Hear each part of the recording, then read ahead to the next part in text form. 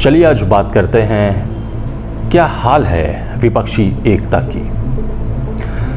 बासी कढ़ी में उबाल की तरह है नीतीश कुमार की ताज़ा पहल। कोलकाता लखनऊ में कुछ खास हासिल नहीं कर पाए सुशासन बाबू। शरद पवार ने तो एकता की पूरी कवायद की हवा निकाल कर रख दी है। कुंबा न भानुमति, फिर भी 2024 के लिए उम्मीद बांधे बैठे हैं विपक्षी दल। नमस्कार, आजाद सिपाही के विशेष में आपका स्वागत है। मैं हूं राकेश सिंह। दुनिया के सबसे बड़े लोकतंत्र में विपक्ष की हालत यह है कि उसके पास नेता, नीति, दिशा कुछ भी नहीं है। पश्चिम की परिभाषा वाले लोकतंत्र में एक सशक्त विपक्ष का होना आवश्यक होता है, लेकिन निश्चित रूप से वो विपक्ष रचनात्मक ही हो सकता है, विध्वंसात्मक नहीं। अगर समान विचारधारा ही विध्वंसात्मक हो तो ऐसे विपक्ष की आवश्यकता दुनिया के किसी लोकतंत्र को नहीं होती। अरविंद केजरीवाल, जगन रेड्डी, केसीआर, ममता बनर्जी आदि सभी अपने अपने स्तर पर विपक्ष की एकता का प्रयास कर चुके हैं और सारे विफल भी हो चुके हैं। खास बात यह है कि ये सभी दूसरों के प्रयासों को विफल करने में जरूर सफल रहे हैं। अब नीतीश कुमार एक बार फिर इस कुनबे को जोड़ने के लिए रेस हुए हैं, यानी बासी कढ़ी में नए सिरे से उबाल आया है। नीतीश कुमार ने अपनी ताज़ा मुहिम में पहले कोलकाता में ममता बनर्जी से बात की और फिर लखनऊ में अखिलेश यादव से मिले। दोनों नेताओं ने कोई ठोस आश्वासन तो नहीं दिया, लेकिन नीतीश कह रहे हैं कि उनकी मुहिम सफल होती दिख रही है। इसमें पहले नीतीश पिछले दिनों जब दिल्ली प्रवास पर थे तब उन्होंने अपनी मुहिम को तेज करना शुरू किया था। हालांकि नीतीश जानते हैं कि दिल्ली में उनके साथ फोटो खिंचवाने के लिए भी कोई तभी तक राजी हो सकेगा जब तक वो बिहार के मुख्यमंत्री हैं, और बिहार के मुख्यमंत्री वो तभी तक हैं जब तक तेजस्वी यादव का आशीर्वाद उन्हें प्राप्त है। इसलिए वो थोड़ा आगे निकलने की जुगत में है। राहुल गांधी के परिदृश्य से लगभग बाहर होने के बाद अब नीतीश को लगने लगा है कि उनके सामने कोई बाधा नहीं है, इसलिए वो उत्साहित नजर आ रहे हैं। लेकिन ममता, अखिलेश के अलावा दूसरे जितने भी क्षेत्रीय छत्रप हैं, कोई भी नीतीश की मुहिम को तवज्जो देने के मूड में नहीं दिखाई दे रहा है। शरद पवार ने तो ये कहकर इस मुहिम की हवा ही निकाल दी है कि अब तक मिलकर चुनाव लड़ने की बात ही कहां हुई है, यानी सूत न कपास जलाहे में लट्ठम लट्ठा। नीतीश कुमार की इस ताज़ा मुहिम के संभावित परिणाम का चलिए विश्लेषण करते हैं। बहुत देर नहीं हुई जब देश के पूर्वी तट यानी कोलकाता में विपक्ष की एकता की मुहिम का ताना बाना बुना जा रहा था। बिहार के मुख्यमंत्री नीतीश कुमार और पश्चिम बंगाल की मुख्यमंत्री ममता बनर्जी विपक्ष के मिशन 2024 के लिए साझा रणनीति पर मुहर लगा रहे थे। देश के पश्चिमी तट यानी मुंबई में शरद पवार पूरी मुहिम की हवा ये कहकर निकाल रहे थे कि अभी तो मिलकर चुनाव लड़ने की इच्छा ही जताई गई है, मंजिल अभी बहुत दूर है।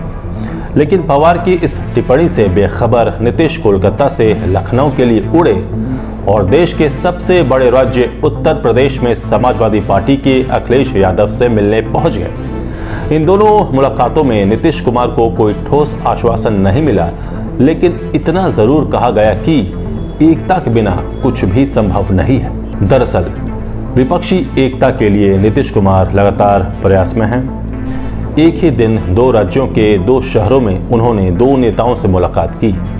बकौल नीतीश, ममता ईगो छोड़कर विपक्षी एकता के लिए तैयार भी हो गई हैं। उन्हें जेपी आंदोलन की गंध भी मिल रही है, जिसने वर्षों से सत्ता पर काबिज कांग्रेस का सफाया कर दिया था। ममता का इस बात के लिए बेहिचक तैयार हो जाना कि भाजपा को हराने के लिए हम सबके साथ हैं, नीतीश की सबसे बड़ी कामयाबी कही जा रही है। नीतीश कुमार के मिशन, विजन और थीम पर ममता की सहमति जरूर मिल गई, पर संदेह और सवाल की गुंजाइश तो अब भी है। ममता ने विपक्षी एकता की पहली बैठक पटना में आयोजित करने की सलाह भी दी। नीतीश सोमवार को ही लखनऊ में अखिलेश यादव से भी मिले। विपक्षी एकता के लिए नीतीश कुमार का अभी तक का प्रयास सही दिशा में जाता दिख रहा है।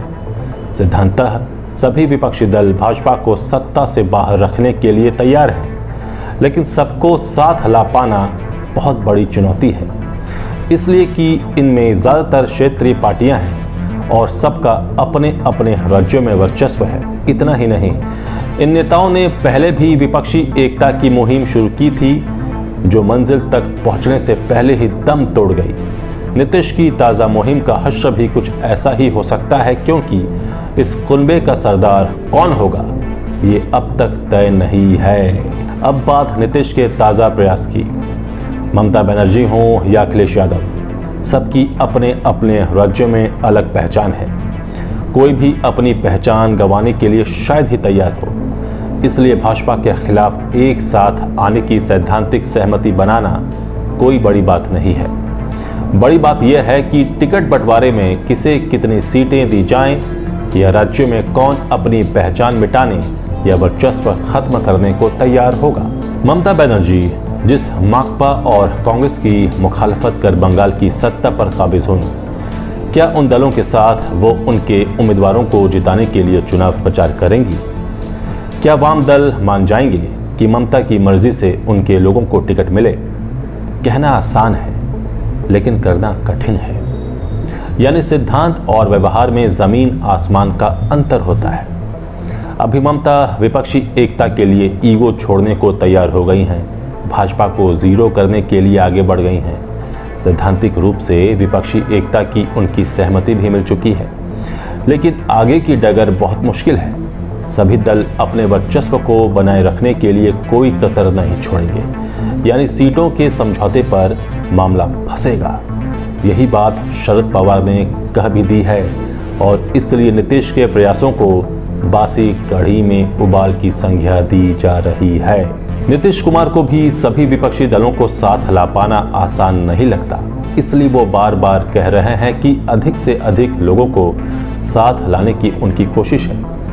ये कोशिश तो उसी वक्त विफल हो गई जब नीतीश से अरविंद केजरीवाल की मुलाकात के हफ्ते भर के अंदर आम आदमी पार्टी के एक महासचिव ने साफ कर दिया कि उनकी पार्टी किसी के साथ गठबंधन नहीं करेगी, अकेले चुनाव मैदान में उतरेगी। पीएम या सीएम का चेहरा पहले से घोषित करने की उनकी पार्टी में परंपरा नहीं रही है, इसलिए अभी पीएम फेस की चर्चा आम आदमी पार्टी नहीं करेगी। इससे साफ है कि जो दल जहां मजबूत है वो अपने वर्चस्व से कोई समझौता शायद ही करे। विपक्षी एकता की इस मुहिम में लोकनायक जयप्रकाश नारायण का नाम बेवजह घसीटा जा रहा है। कई लोग तो नीतीश कुमार को उसी रूप में देखने भी लगे हैं। ये देख सुनकर थोड़ा आश्चर्य भी होता है। सत्ता के लिए नीतीश कुमार जिस तरह रोटी की तरह दल या गठबंधन उलटते पलटते रहे हैं, वैसे में उनमें जयप्रकाश नारायण की छवि देखना जेपी का अपमान ही कहा जाएगा। वैसे नीतीश कुमार के लिए जेपी और लोहिया का अपमान कोई नई बात नहीं है। दोनों ने जाति का विरोध किया। जेपी ने तो जाति तोड़ो जनेऊ तोड़ो का नारा दिया, और नीतीश सरकार जाति जनगणना करा रही है। लोगों से उनकी जाति पूछी जा रही है। जेपी के आंदोलन का मुद्दा भ्रष्टाचार भी था। विपक्षी एकता के लिए जितने नेता बेचैन हैं, उनमें नीतीश को छोड़ तकरीबन सभी दागदार हैं। व्यक्तिगत तौर पर ममता बनर्जी बची हुई हैं, लेकिन उनके परिजन और पार्टी के नेता भ्रष्टाचार के आरोपों से घिरे हैं। लालू परिवार, सोनिया गांधी का परिवार, केसीआर जैसे कई नेताओं के परिवार विपक्षी एकता के लिए बेचैन हैं। वे कोर्ट से भी राहत पाने में नाकाम रहे हैं। सब कुछ जनता के सामने है।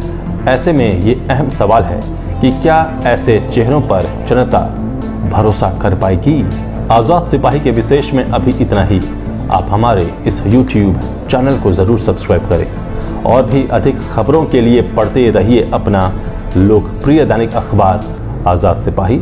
आप हमारे वेबसाइट www.azadsipahi.in को भी विजिट कर सकते हैं। धन्यवाद।